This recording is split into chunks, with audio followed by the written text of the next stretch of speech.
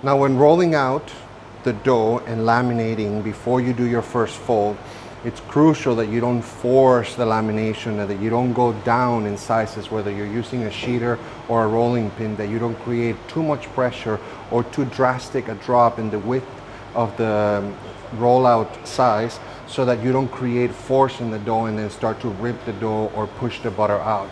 So it's important that you stagger those steps, that you go from 30 millimeters to 25 to 20 to 18, and the thinner you go, the larger the numbers, or the smaller the separation between millimeters is going to be.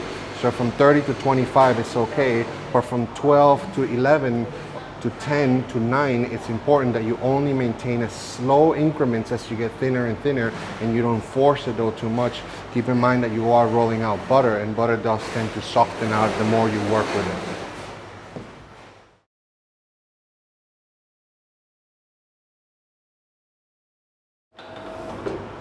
All right, so we reached our optimal and desired thickness for the first rollout of the dough.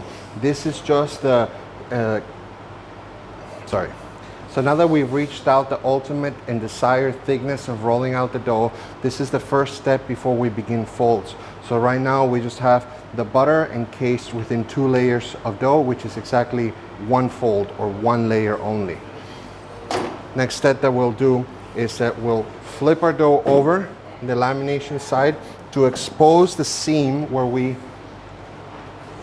first close the butter in, and you can see how smooth the butter is in transition with the butter. It's okay that you start to see some of the butter show on the edges, right? The next important step is to try to even out the sides of your block so that when you begin folding, you'll have straight and even a block as possible. Now here, you can just simply use a small paring knife and then just create a small cut,